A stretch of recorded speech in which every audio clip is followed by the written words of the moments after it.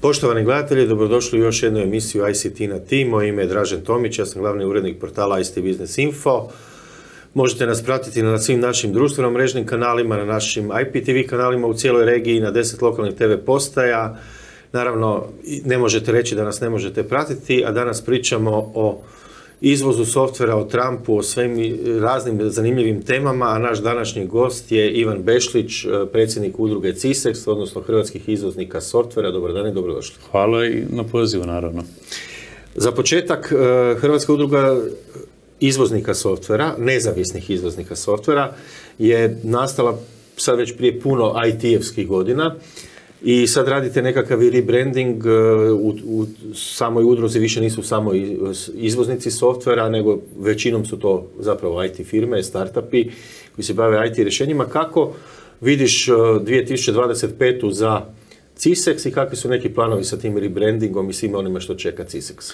Pa znači, kad pričaš o samom početku, to su bile firme koje su počele izvoziti svoje usluge, svoje znanje u inozemstvo i tu su bili oni prvi mali problemi kako neku fakturu isporučiti. Mi nismo bili u članici Europske unije, kako tu fakturu nekome u Europskoj uniji, šta se zbiva sa PDV-om i slično. I to okruženje onda stvorilo udrugu.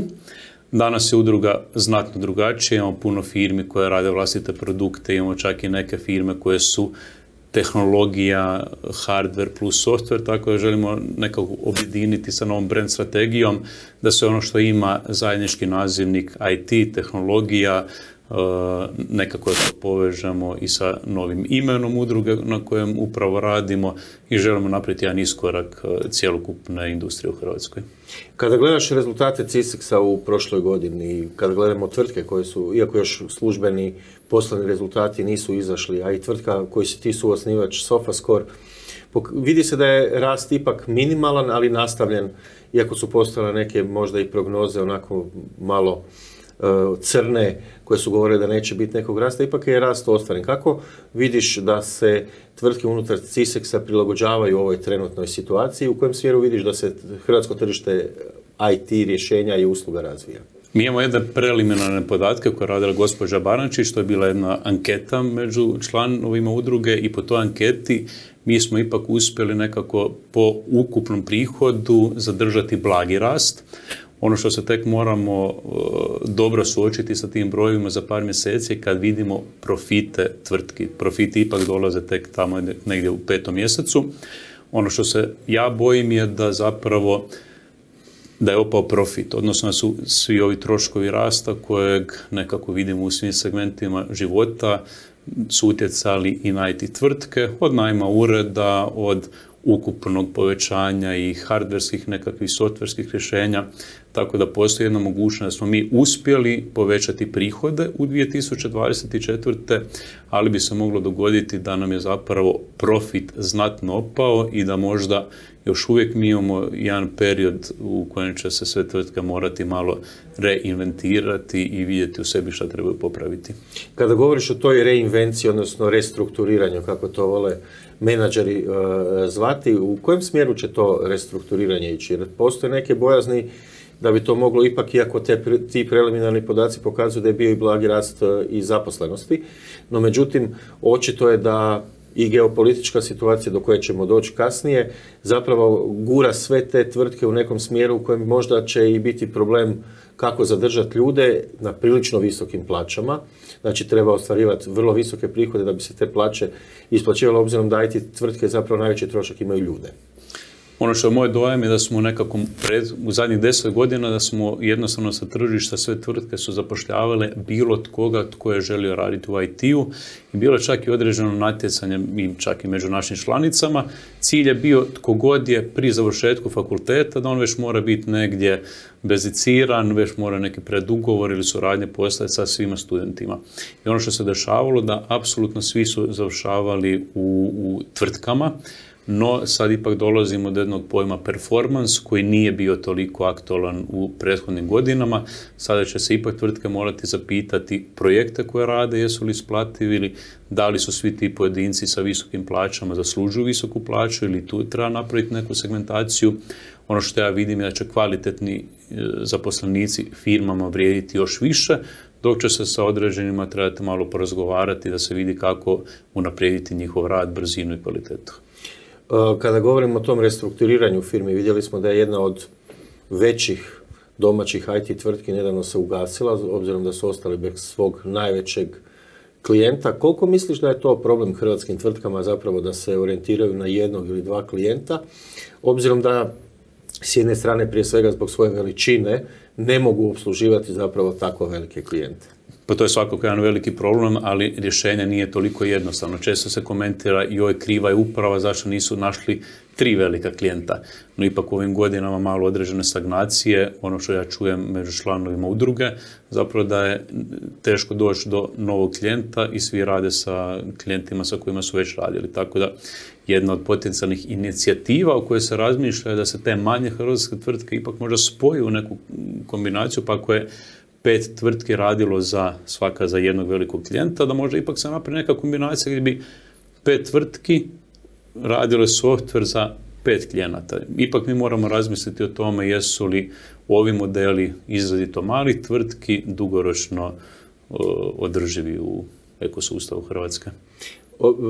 Svake godine ICT Business Info radi analizu hrvatskog ICT sektora koji uključuje s jedne strane telekom tržište, s druge strane računalno tržište, to je prije svega prodaja i dio proizvodnje nekih računalnih komponenti koje se još uvijek rade u Hrvatskoj. Međutim, softverski dio tržišta je vrlo stabilno rastao prošle godine. Međutim, ono što sam primijetio je da softverske tvrtke, iako su povećavali broj zaposlenih i plaće su rasle sa nekim puno većim postocima od ostatka tržišta, i dalje su bili problemi tih klastera. Naime, prije nekakvih sad već i 10 i 15 godina postojala je jedna ideja u kojoj se, sad nećemo imenovati tvrtke, spojilo 5, ja mislim da ih je bilo 3 ili 5 više, ne znam točno, tvrtke u jedan klaster i kao bila ideja klaster sa strane hardvera, softvera i usluga da će profitirati. Međutim, onda se pokazuje jedan veliki problem hrvatskog sustava gospodarstva i gospodarenja tvrtkama, da vlasnici i ego vlasnika nije bio dovoljno malen da bi se mogli dogovoriti da takvi klasteri uspiju. Zašto misliš da bi klasteri malih hrvatskih IT tvrtki uspjeli kada je riječ i ta naša analiza je pokazala da je najveći broj tvrtki od 13 i nešto tisuća ukupno u ICT sektoru, više od 90% su tvrtke od 1 do 7 zaposlenih? Moj dojam je da u prethodnim godinama da je svima išlo dobro. Nitko nije morao graditi sales timove. Mi imamo sad veliki problem. Znači, tvrtke nemaju sales timove i tvrtke nemaju timove koje znaju napraviti produkt. Jednostavno su to bila znanja koja nisu bila potrebna. Vi ste imali email adresu na koju su dolazili upiti i posao je išao. Tako da i taj ego je možda bio ovisno o tome koliko je taj dan stiglo mailova za nove poslove. Drugi segment je da smo većinom radili kod kojeg je specifikaciju radio neko vani, najčešće to bio neki Amerikanac koji je znao zašto traži određeni produkt i određene feature unutra i mi smo preprodavali radne sate programera, a nismo razmišljali o tome zašto neki produkt ima upravo takvu specifikaciju. Uglavnom, šta želim reći? Da su se vremena promijenila i svi mi koji smo u ovoj industriji moramo prihvatiti da se puno toga promijenilo i da moramo sagledati stvari iz početka. Kad govoriš o tim sales timovima i project managerima, odnosno, ili možda bolje čak reći software arhitektima, odnosno onima koji izmišljaju rješenje na razini izmišljanja rješenja, odnosno ne tehnološki samog stvaranja rješenja, nego izmišljanja rješenja, koliko misliš da smo uopće sposobni kao IT zajednica u Hrvatskoj stvoriti takve ljude ili izvući takve ljude iz nekih postojećih? Obzirom da velike strane kompanije koje su imale predstavništva u Hrvatskoj, koja su se većinom regionalizirala ili čak otišla iz Hrvatske, one su baš upravo gradili takav tip ljudi koji su znali prodati softver s jedne strane, ali koji su znali odgovoriti na specifične zahtjeve klijenta i prilagodbe pojedinih softverskih rješenja njihovim potrebama. Koliko je problem stvoriti takve ljude? I obzirom da ti na kraju ljudi nisu niti jeftini. Ono što ja vidim je da hrvatsko školstvo je zapravo fenomenalno i naši stručnjaci koji izlaze sa hrvatskih fakulteta su odlični. Ono što mi trenutno imamo veliku disperziju gdje možda jedna osoba radi porezno nekog tretmana mu se isplatilo napraviti DO i on već taj posao u ovom trenu radi iz Hrvatske za stranca. I mi sa nekakvim hrvatskim znanjem u ovom trenu gradimo fenomenalni softver za strance. Možda se trebamo ponovno vratiti ovo što govorim na nekakve početne postave i vidjeti da naši fenomenalni hrvatski stručnjaci rade odličan softver za primjerice e-građanina ili neke druge softvere koji koriste Hrvatima. Onda se opet vraćamo na onu priču stalnu koja je bila veliki problem u IT zajednici jedno vrijeme, a sad se nekako, koliko vidimo u posljednje vrijeme, stišla, a to su i problemi paušalnih obrta s jedne strane. Mislim, ako čovjek ima pravo osnovati d.o.o., onda ima pravo osnovati paušalni obrt. To je samo različito pravni oblik poslovanja, jedan i drugi je legalan, jedan i drugi ispostavlja račune, jedan i drugi plaća porez državi. Ok, neki će reći u paušalnom obrtu zapravo vrlo mali porez, ali to je samo možda u IT sektoru, pogotovo jer tu nema zapravo velikih ulaganja. Vama je danas za poslovanje, ovo što ti kažeš, prema inozemstvu dovoljan malo bolji laptop i kvalitetan pristup internetu. I možete raditi s mora, iz kafića, s planine, od kud god ima interneta. Zapravo nema velikih ulaganja u posao, osim u znanje, jer znanje je zapravo ključ takvog posla.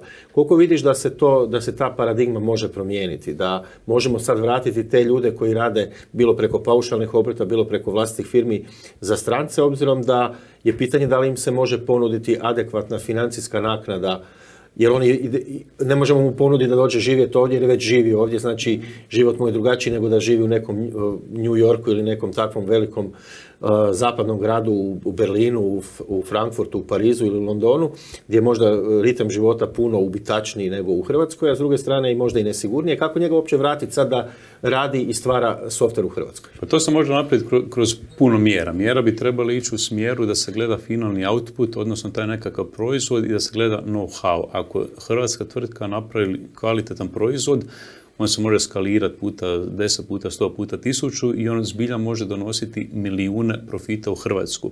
Ono što bi porezni tretman trebao gledati je upravo know-how, kreiranje novih produkata i da gledamo taj finalni korak da se onda porez na novostvorene vrijednosti na neki način smanji i onda će tvrtke moći iz tog poreza koji su na neki način uštedile moći platiti nekoga koji u ovom trenu radi taj posao, kao što si rekao, iz Hrvatske za stranca. Tako da ja mislim da postoji dovoljno mehanizama, postoji i EU fondova. Recimo, EU fondovi su dobar primjer kako se ipak prirodno pojedinci trebaju okrupniti, zato što niti jedan EU fond ne financira one man show, ali on subvencionira nekoga ko već ima tvrtku, ko već ima organizaciju, tako ja vidim tu rješenja, ne nužno da se sad nekome poveća ili mečira plaća, nego da se gleda finalni korak, a to je kvaliteta i profitabilnost finalnog proizvoda. Kada govorimo o tim poreznim i svim drugim promjenama, koliko je zapravo po tebi možda problem tržišta da ljudi nisu možda spremni na to da zapravo i dalje dobro žive ovako kako je sada, u ovom trenutku, naravno ne znamo što će nam donijeti budućnost, obzirom da i ta geopolitička koju ćemo se dotaknuti u drugom dijelu emisije zapravo neizvjesna i ne znamo šta će se događati u svijetu. Velike su promjene, puno veće nego što možda mislimo u ovom trenutku. Koliko misliš da se to uopće može na taj način riješiti, obzirom da kada razgovaram s ljudima koji rade za strance, mnogi od njih će mi reći onu jednu ključnu rečenicu, ali ja ne želim raditi u Hrvatskoj. Pa, sve to ovisi raditi u Hrvatskoj za hrvatsku tvrtku ili raditi u Hrvatskoj za strance. Ono što mi sigurno imamo problem još star više desetljeća da u pojedinim hrvatskim tvrtkama da je cijeli onaj mindset još uvijek vrlo spor, vrlo trom, ali u Hrvatskoj postoje deseci fenomenalnih tvrtki koje rade za sve zemlje u svijetu, tako da ih sad ne nabrajam, ali postoji jako puno kvalitetnih hrvatskih firmi u kojima vjerujem da su možda standardi i način rada kvalitetniji nego za nekoga u kojem trenu radi za strance. Super, hvala lijepa. Poštovani gledatelji, to je bilo sve u prvom dijelu ICT na T televizijske emisije. Sada jedan kratak blok reklama.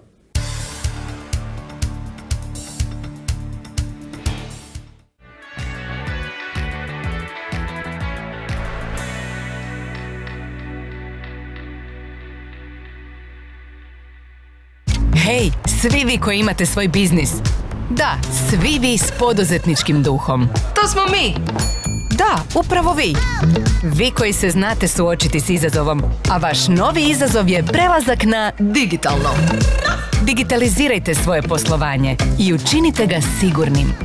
Vaše ideje, poslovnu komunikaciju, podatke, zapravo sve. Sve? Ok, sve digitalno. Tako da se možete potpuno posvetiti svom poslu, bilo gdje. Bez brige, uspjećemo u tome. Zajedno. Hrvatski Telekom.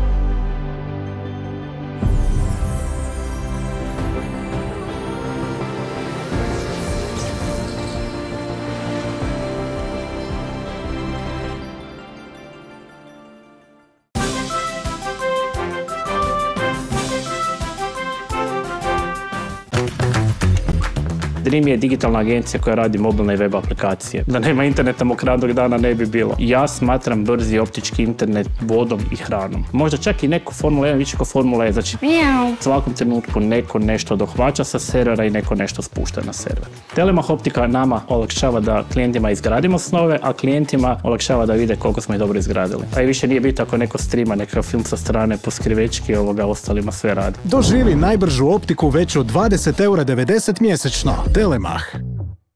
Uronite u pravu TV zabavu za 10 centi uz Gonet TV.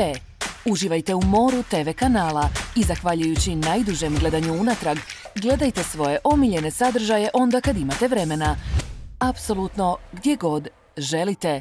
Uz to besplatno dobivate 1000 filmova, serija i dječjih sadržaja. Isprobajte Gonet TV bez obveze za samo 10 centi. Nakon toga sve može biti vaše već od 3,99 € mjesečno. Gonet TV, kad želite više.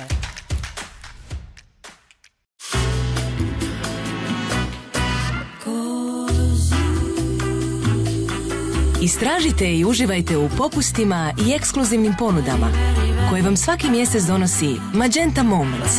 Novi program pogodnosti potražite u Moj Telekom aplikaciji. Magenta Moments. Za iskustvo više. Hrvatski Telekom.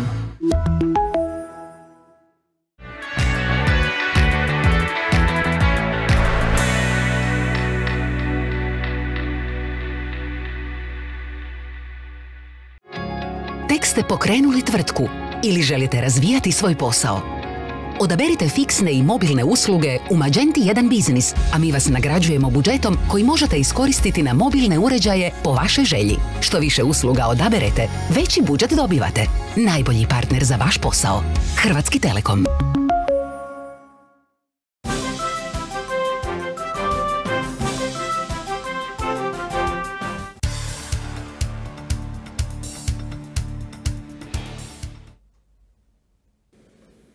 Poštovani gledatelji, dobrodošli natrag u ICT na T televizijsku emisiju. Moje ime je Dražen Tomić, a naš današnji gost je Ivan Bešlić, predsjednik udruge CISEX i jedan od suosnivača Sofascora. Ono što me zanima, svi vole danas pričati o geopolitici, naravno. Imamo novo izabranog američkog predsjednika Donalda Trumpa koji kaže America first, a kada bi rekli Croatia first, jer zapravo ideja CISEX-a je da zapravo potiče i kako god će se udruga zvati u budućnosti, obzirom na rebranding, je da potiče hrvatske tvrtke. Kad bi rekli Croatia first, šta je za hrvatske IT tvrtke bitno da bi zaista tako funkcionirale? I ona ključna rečenica, obzirom na svu tu geopolitiku i ostale i ratove i sve druge krize koje su nas zadesile i posljednjih godina i koje sada vidimo, a koje možda i ne znamo da će se dogoditi u sljedećem razdoblju, kako vidiš poziciju hrvatskog IT-a u svijetu? Pa mislim da upravo sa tim američkim izborima da će se zbivati brojne promjene i na te promjene trebamo brzo reagirati, neke će biti pozitivne, neke negativne. Od možda pozitivnih promjena, iako čudno zvuči, dolazi pritisak novog američkog predsjednika da se poveća budžet za NATO. Ako mi budemo morali kao član Europske unije, kao član NATO povećati budžet sa trenutnih oko 2% na budućih 5%, to znači zapravo će jako puno resursa biti potrebno za sve što je vezano za obranu. Ono što imamo super situaciju da u Hrvatskoj brojne tvrtke se bave hardverom, softverom, imamo recimo Spani Kombis koje se bave možda softverskim security rješenjima, imamo tvrtke kao što je Docking ili Orca koje imaju tu hardversku komponentu, tako da sigurno neke članice udruge mogu profitirati na tome povećanju budžeta. Imamo i teme vezane za ovu novu američku priču prema AI-u gdje nova administracija... Skinula sve ograde, sve je dopušteno. Oni trenutno upravo rade otvoreni teren da nema ograničenja. Ograničenja su se većinom ukinula, žele jako puno novca upumpati u sustav, tako da ćemo... Priča se o nekih 500 milijardi dolara u narednim godinama. U narednim godinama oni žele zapravo postati lider u AI-u. To im je cilj za koji imaju jako dobre temelje, jer mi moramo razumjeti da nije dovoljno kupiti čipove. Jer ono što trenutno recimo neke arapske zemlje rade, one isto enormni novac ulažu u hardversku infrastrukturu, čipove. U Blackwell, Nvidia i ostalo. Šta god Nvidia proizvede, svi kupuju. No, nažalost, ni Arapi, a možda i ni Europska unija ne razumije da osim čipova potrebno imati i podatke, tako da ćemo mi doći do jednog problema da možda će postojati nekakvi veliki data centri koji bi trebali nešto analizirati, iz tog raditi umjetnu inteligenciju, ali će se dogoditi to da pretežito američke firme imaju podatke unazad zadnjih 10-20 godina i da će ti algoritmi zapravo učiti na podacima koje pretežito već imaju oni. No, pitao si me za Hrvatsku i Croatia First. Ono što smatram, rekao sam već i ranije, da mi trebamo angažirati hrvatske stručnjake da rade prvenstveno jako dobra rješenja za hrvatsku industriju, za građanstvo, da se zbilja što više tih usluga na kraju prebaci u e-građanin, da se taj e-građanin još malo modernizira, da dobije nekakav UX kakav zaslužuje 2025. I u tom slučaju će hrvatski građani najbolje osjetiti na nekakvim dnevnim situacijama kad nešto mogu napraviti online, će osjetiti boljitak. Isto tako trebamo razmišljati i o izvozu, jer ponovno bilo koji građanin Republike Hrvatske će profitirati ako hrvatske firme uspiju izvoziti, tako da mi trebamo razmišljati šta to izvozimo, da li izvozimo radne sate za koeficijent puta 2 puta 3 ili izvozimo produkt koji se može skalirati isto kao što sam rekao 10, 100 ili 1000 puta. Tvoja tvrtka Sofascore, ali recimo i Fotomat koji je prodan Google-u, su recimo jako dobri primjeri uspješnih produktnih kompanija, odnosno kompanija koje su napravile vlastiti produkt. Fotomat je bazirao to i na umjetnoj inteligenciji, odnosno na rješenjima prepoznavanja teksta i analize. Vi se bavite sportskim rezultatima gdje opet ima i umjetne inteligencije i sve će više biti. Kako vidiš da se hrvatske tvrtke u IT sektoru prije svega mogu okrenuti tim produktima, obzirom da za proizvodnju produkata treba puno novaca, puno vremena i puno znanja? Pa to je, kao što si sam rekao, teško pitanje. Ono što Hrvati imaju fenomenalnu sreću, to se vidi i po sportu, mi imamo fenomenalne sportaše, neke od najboljih na svijetu, ali isto tako imamo i fenomenalne foundere, čak da ne gledam samo Sofascore, postoje jako puno firmi koje u ovom trenu gure osnivači, gdje ideje dolaze nekako preko noći, jer se razvijaju u par dana, tako da se meni čini da trebamo gledati na znanje, ali mi ćemo sa visokom kvalitetom znanja ipak uspjeti napraviti kvalitetne produkte i možda vidjeti općenito priču financiranja. Amerika ima fenomenalne metode financiranja. Europa se sada tu malo trgnula, postoji cijela serija EU projekata i drugih načina za dobivanje novac. Nažalost, američki sustav je puno brži dok je europski tromio. U europskom sustavu treba jako puno dokumentacija, se dokaže nešto što bi možda jednog dana moglo raditi, dok Amerikanci gledaju zbilja produkt koji izađe van u nekakvu testnu fazu. Ako je u testnoj fazi su korisnici prihvatili taj produkt, oni vrlo rado financiraju. U Europi mi imamo 2-3 godine skupljanja dokumentacije da bi onda nešto se krenulo raditi. Tako da, osim novaca, Europi svakako je potrebna brzina. Kada govoriš o toj brzini, ali i novcu, jer u Americi, ajmo reći, neki kažu da je gotovo bezgranični izvor financiranja, iako ne postoji bezgranični izvor financiranja, ali kažu da je tako u odnosu na Europu zapravo. I kad kažemo tu europsku birokraciju, odnosno taj put koji treba proći da bi se nešto dogodilo, i s jedne strane spominjao si da su hrvatske tvrtke orijentirane na prodaju u mnogim slučajevima čovjek dana, odnosno prodajem programera za neki posao u Americi ili u Europi, jer mi je to puno jednostavnije nego stvaranje vlastitog produkta. Kako to sve pomiriti? Kako dovesti to u neku razinu da se to sve dogodi? Jer ideja CISEX-a u jednom trenutku, kada je prerastao iz onih prvotnih varijanti, ajmo mijenjati neke osnovne stvari, neke stvari posložiti da nam bude jednostavnije izvoziti softver, i usluge i rješenja. Kako sad to uopće mindset promijeniti? Obzirom da i europskih fondova nećemo baš beskonačno imati. Nije to lova koja će dolaziti sljedećih 100 godina. Dolazit će možda sljedećih 10-ak maksimum. Treba se na neki način maknuti iz rješavanja malih problemčića koje se pojavljuju na putu i otići ka finalnom velikom izazovu, velikom problemu i velikoj prilici. Finalni izazov je kako što više izvoditi, kako stvarati novu vrijednost. Ako mi posložimo model i porezni i brojne neke druge aspekte, da gledamo profitabilnost i izvoz, onda ćemo mi izračunati da tvrtka koja izvozi svaki €1.000.000 koji je uvezen u Hrvatsku, već znatan dio da na PDV i neke druge stvari. Samo ako presložimo porezni model da još više cijenimo izvoz, kao što je nekoć, znamo, država jako subvencionirala brodogradnju, mislim da će Excel pokazati da su mogućnosti ogromne ako gledamo svakih €1.000.000 koji smo izvezli usluge, uvezli novac. Tako da postoje mikro rješenja sa kojima možemo nešto svaki mjesec iz godine u godinu, postoji velika strategija sa kojom bi se mogli orijentirati na znanje.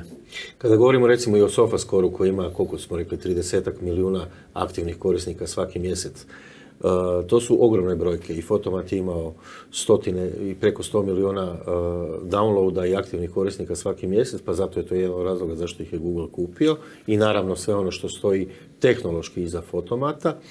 Kako uopće stvoriti takvu, koliko je vama trebalo ulaganja i vremena da stvorite takvu aplikaciju, da nađete uopće nišu u koju ćete ući, jer bez obzira na ove sve geopolitička preslagivanja kojih smo danas svjesni, zapravo tržište treba naći nišu u kojoj pronaći sebe i naći taj način.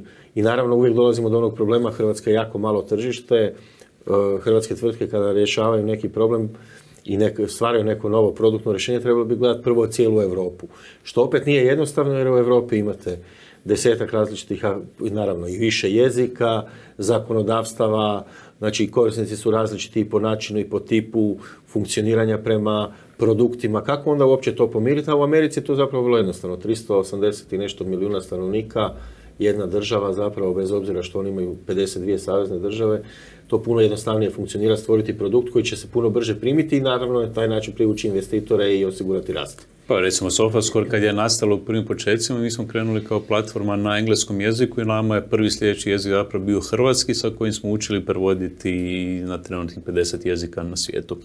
Ono što se opet vraćamo na tu brzinu i agilnost. Ako mi možemo svaki dan testirati neke nove opcije, znači svaki dan se otvaraju opcije na društvenim mrežama, na nekim drugim platformama, ako mi možemo jako brzo testirati, baciti u smeće, testirati, vidjeti da uspijeva, možemo agilno ciljati potrebe tržišta za ovaj dan, za ovaj mjesec, za ovu godinu. Ako radimo projektnu dokumentaciju 3 godine, pa tu projektnu dokumentaciju predamo nekome na analizu, pa taj netko analizira to još mjesecima, mi smo zakasnili na vlak. Svaka promjena u svijetu, kako smo svjedoci sada, znači od našeg razgovora do sutra ujutro će se ponovno neke odluke donesti koje su bitne u ovom trenu najviše za IT scenu. Ako mi smo agilni, možemo vrlo brzo reagirati. Možemo neku trenutnu promjenu u svijetu odmah izbaciti softver i zajašiti taj nekakav val koji je u ovom trenutku potreban. Ako pišemo dokumentaciju 3 godine, nismo nigdje završili. Tako da ono što smo mi naučili u Sofi, brzo, agilno i gledati potrebe tržišta i zadovoljstvo korisnika. Super, hvala lijepa. Poštovani gledatelji, to je bilo sve u još jednoj ICT na Ti televizijskoj emisiji. Pratite nas na našim društveno mrežnim kanalima, na našim IPTV kanalima u cijeloj regiji. Hvala lijepa i doviđenja.